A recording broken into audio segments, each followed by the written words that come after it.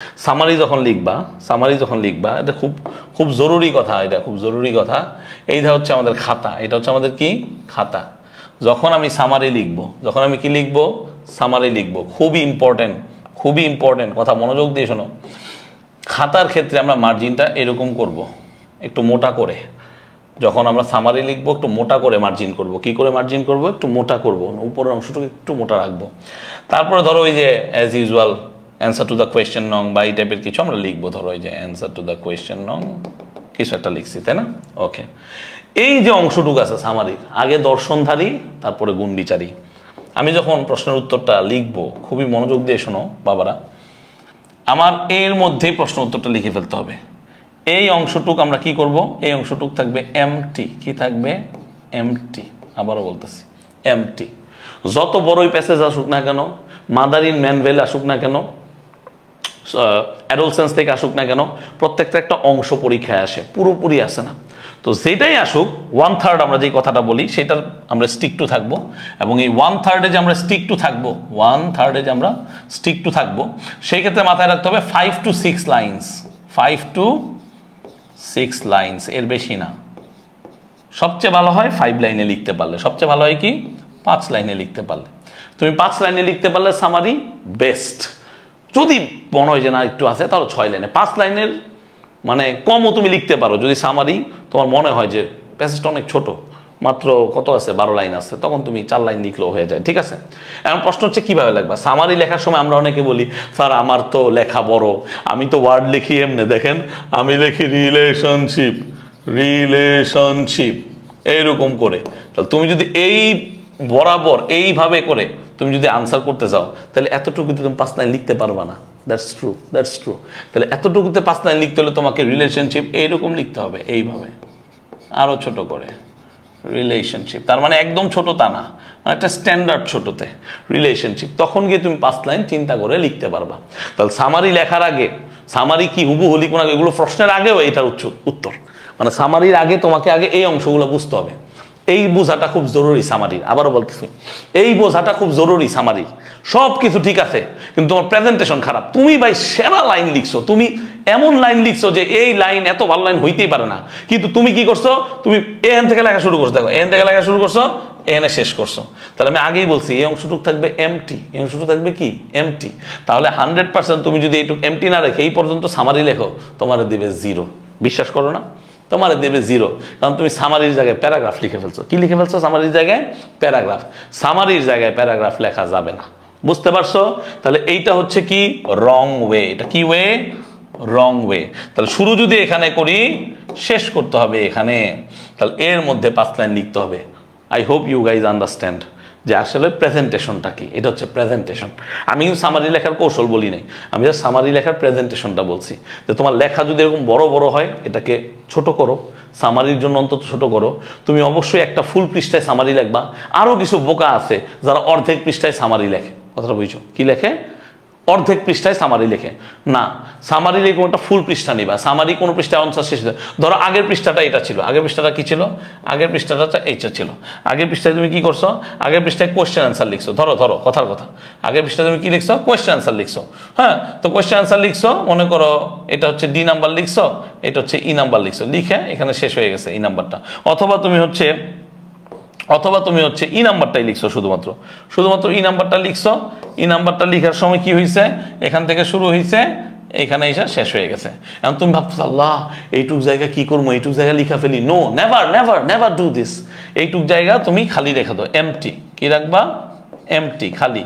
তুমি পরের পৃষ্ঠায় যাবা, পৃষ্ঠা উল্টে তুমি এই পৃষ্ঠায় আসবা, এবং অবভিয়াসলি এই পৃষ্ঠায় এইভাবে মার্জিন করে মাঝখানে অর্ধেক 5 লাইন লিখতে এত কষ্ট হয় না, জাস্ট লিখে ফেলবা। এটা প্র্যাকটিস করবা বাসায়, ঠিক আছে?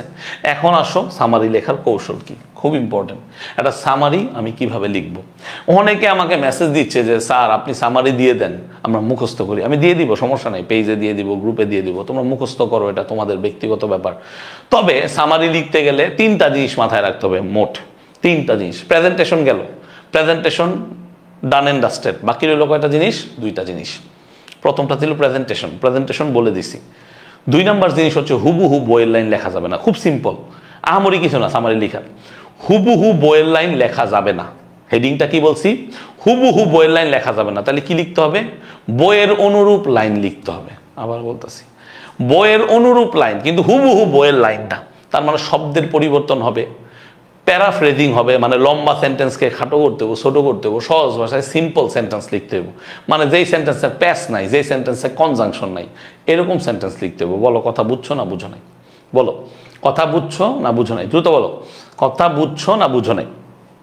তাহলে কি বলছি, তাহলে বলছি যে যখন আমি সামারি লিখব তখন আমাকে অবশ্যই বইয়ের অনুরূপ হুবহু, কি বইয়ের হুবহু ভাষা লেখা যাবে না, অনুরূপ করে লিখতে হবে, তার কাছাকাছি করে, এবং অবশ্যই সেন্টেন্সের ধরন হবে সিম্পল, যেখানে কি থাকবে না, যেখানে সহজে কোনো প্রকার কনজাংশন থাকবে না। মাঝে মাঝে আসতে পারে, সবাই সরাসরি সিম্পল সেন্টেন্সে লিখতে পারে না, আমিও পারবো না, এটা ট্রু, কিন্তু ট্রাই করতে হবে 5টা লাইন সিম্পল সেন্টেন্সে লেখার, না পেঁচানো, না পেঁচানো। ওকে, ঠিক আছে।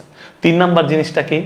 3 নাম্বার জিনিসটা হচ্ছে এই যে দেখো, আমি এখানে কয়েকটা জিনিস বোল্ড করে রাখছি, দেখো তো আমি সরে যাইতেছি, আমার বোর্ডটা ছোট, আমি সরে গেলাম, তোমাদের জন্য আমি সরে গেছি, একটু দেখো, তোমরা চোখে দেখো, আমি কিছু জিনিস তোমাদের বোল্ড করে রাখছি, একটু ভালো করে দেখো, আমি কিছু জিনিস বোল্ড করে রাখছি, দেখো তো, দেখো তো দেখতে পাচ্ছ কিনা, দেখো তো দেখতে পাচ্ছ কিনা, আমি কিছু জিনিস বোল্ড করে রাখছি, কিছু জিনিস ভাইয়া বোল্ড করে রাখছি। আচ্ছা, কেন বোল্ড করে রাখছি? খুব ইম্পর্টেন্ট, খুব ইম্পর্টেন্ট এই জিনিসটা বোঝা, যে ভাইয়া কেন বোল্ড করে রাখছি, ভাইয়া কেন বোল্ড করে রাখছি, এটা খুবই ইম্পর্টেন্ট বোঝা, একটু বোঝার চেষ্টা করো, দয়া করে বোঝার চেষ্টা করো। ভাইয়া বোল্ড করে এই জন্যই রাখছি, মেইন টপিক আমাদেরকে বুঝতে হবে। কি বুঝতে হবে? Main topic. কি টপিক?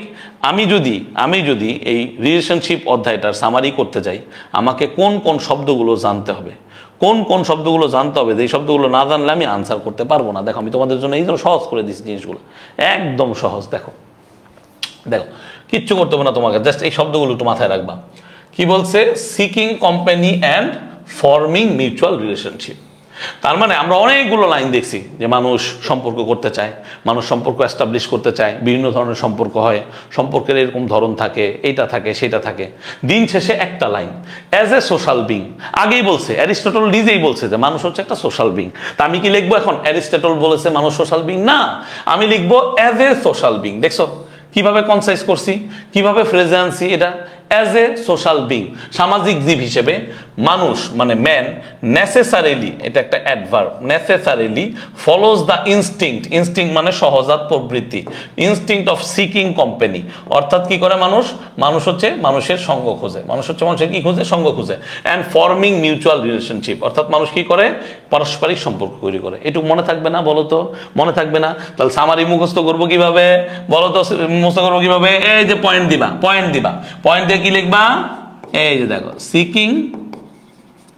সিকিং কোম্পানি, সিকিং কি, seeking company and forming relationship, অথবা অ্যান্ড, আমি আরো সহজ করে দেই, সিকিং না লিখে সিক লেখো। এই যে একটা ক্লু হয়ে গেল তোমার সামারি লেখার, একটা ক্লু হয়ে গেল তোমার সামারি লেখার, ঠিক আছে, একটা ক্লু হয়ে গেল। সিক কি, seek company and form relationship. বুঝতে পারছো? বুঝতে পারছো? Seek company and form relationship, একটা হয়ে গেল clue. Just like other animals for motivation and inspiration. কেন? এইটুকু লিখে রাখো যে এই লাইনের পরে যে for motivation and inspiration, for, এইটাও দিও না, আমি একটু এরকম দিই, দাঁড়াও, একটা ফ্লো চার্টের মতো বানাই আমরা, for motivation and inspiration, and inspiration. বাবা একটা জিনিস বলে দেই, তো ভুলে যাবো নাইলে, এই যে তোমার অ্যান্ড আছে না বাবা, এই যে অ্যান্ড, এটা এইভাবে পরীক্ষার হলে লিখবা না, পরীক্ষার হলে এইভাবে লিখবা ওয়ার্ড দিয়ে, সিম্বলিক ভাবে লিখবা না। কারণ আছে, কারণ সিম্বলিক লিখলে পরীক্ষা নাম্বার দিবে না, ফর্মাল রাইটিং এটা সম্ভব না। তাহলে এইটুক বুঝতে পারছো? তাহলে seek company and form relationship for motivation inspiration, এই দুইটা জিনিস মনে থাকলে তুমি একটা লাইন লিখতে পারবা। এখানে লম্বা লাইন লিখছি, তুমি ভাঙ্গা ভাঙ্গা লিখবা, হুবহু এটা লেখার কোনো প্রয়োজন নাই। আচ্ছা, এটা একটা ডেমো, এটা একটা demo. Relationships can be of various types, এটা একটা মুখস্থ লাইন, এটা তুমি চাইলে মুখস্থ লাইন করতে পারো। কি আমরা জানি রিলেশনশিপ বিভিন্ন ধরনের আছে, তো এই বিভিন্ন ধরনের আমি চাইলে এখানে ডিফারেন্ট টাইপস লিখতে পারতাম। কি লিখতে পারতাম? Different types. লিখি নাই কেন বলো তো? কারণ ডিফারেন্ট টাইপস যদি লিখতাম, তাহলে বইয়ের লাইন হুবহু হয়ে যেত। আমি কি করছি? ডিফারেন্টকে সাবস্টিটিউট করছি, অনুরূপ, ভ্যারিয়াস। বলো বুঝতে পারছো? বলো বোঝা গেছে? তাহলে আমি এটা লিখবই যে রিলেশনশিপ বিভিন্ন ধরনের, কারণ এই পুরো প্যাসেজে রিলেশনশিপ কত ধরনের, কিভাবে কি, হ্যান ত্যান সব আছে। তাহলে এত কিছু যেহেতু আছে, তাহলে আমি কি এটা লিখতে পারি না? আমাকে বলো তো। আমি কি লিখতে পারি কি পারি না? দ্রুত বলো, আমি কি লিখতে পারি না পারি না? অবশ্যই পারি। তাহলে রিলেশনশিপ ভ্যারিয়াস, এই ভ্যারিয়াসটা কোথেকে আসছে? এই ভ্যারিয়াসটা মূলত সাবস্টিটিউট করছে কাকে? ডিফারেন্টকে। কাকে? ডিফারেন্টকে। আচ্ছা, তারপর আমরা কি দেখছি দেখো, দ্য নেসেসিটি অফ কম্পানিয়নশিপ। আমরা প্রত্যেকটা ক্ষেত্রে আমরা দেখছি যে মানুষের কোম্পানি দরকার, দেশিক কোম্পানি, দেশিক কোম্পানি। তার মানে এই যে দ্য নেসেসিটি, এখন তুমি বলতে পারো নেসেসিটি কেন বললেন? তার কারণ হচ্ছে আমরা পুরো প্যাসেজ জুড়ে কি করছি? আমরা পুরো প্যাসেজ জুড়ে ইম্পর্টেন্স এই শব্দটা ইউজ করছি। ইম্পর্টেন্স, ইম্পর্টেন্স হচ্ছে একটা নাউন, এটার ফর্ম হচ্ছে নেসেসিটি। কথাটা বুঝতে পারছো? তাহলে ইম্পর্টেন্ট হচ্ছে অ্যাডজেক্টিভ। ইম্পর্টেন্ট কি?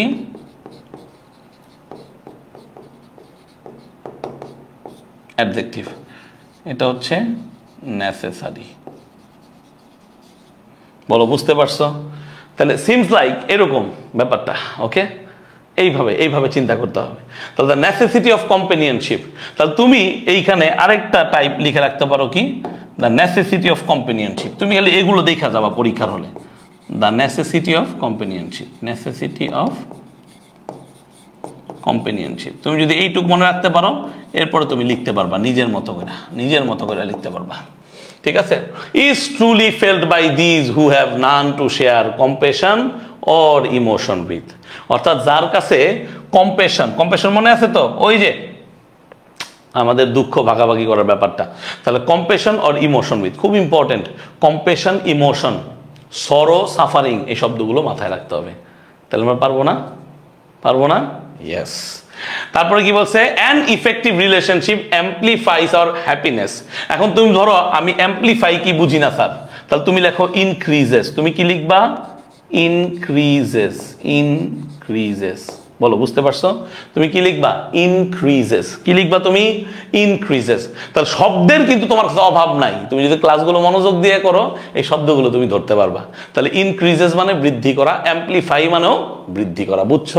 বুঝছো? তাহলে ইনক্রিজেস বা অ্যাম্পলিফাই। ঠিক আছে? তাহলে amplifies our happiness and minimises our sorrows. এটুকু মনে থাকবে না? হ্যাঁ, ইনক্রিজ হ্যাপিনেস, মিনিমাইজ সরোস। তাহলে এখানে লিখে রাখতে পারবা না?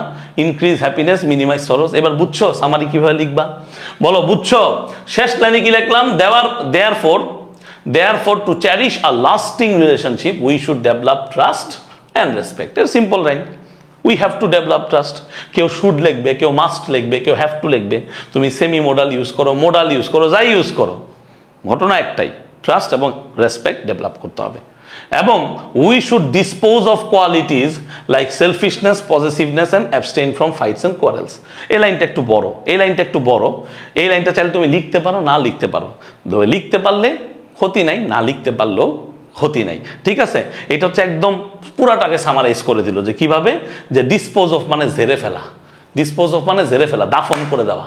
ওই যে বলে না ডিসপোজাল, আমাদের ময়লার বাগার থাকে না, ময়লার বাগারকে কি করতে হয়? ডিসপোজ করতে হয়। বুঝতে পারছো? তাহলে we should dispose of qualities মানে কি বলতো? আমাদের যে গুণাগুণ লাইক সেলফিশনেস, পজেসিভনেস, এগুলোকে সরাই ফেলতে বলছে, ডিসপোজ বাড়ি করতে বলছে, কবর দিতে বলছে। অ্যান্ড অ্যাবস্টেইন ফ্রম মানে বিরত থাকা। তাহলে দুইটা জিনিস শিখলাম। একটা শিখছি গিভ আপ মানে ত্যাগ করা, অ্যাবস্টেইন ফ্রম মানে বিরত থাকা। বলে না abstain from smoking, right form of ভার্বসে আসে না? বলো রাইট ফর্ম অফ ভার্বসে আসে না অ্যাবস্টেইন ফ্রম স্মোকিং? মনে আছে? তাহলে এই হচ্ছে ঘটনাটা। বুঝতে পারছো? তাহলে আমাদেরকে অ্যাবস্টেইন ফ্রম কি করতে হবে? বিরত থাকতে হবে ফাইটস এবং কোয়ারেলস থেকে। বলো ফ্যামিলি রিলেশনশিপ থেকে যদি সামারি আসে 100 পারবো না?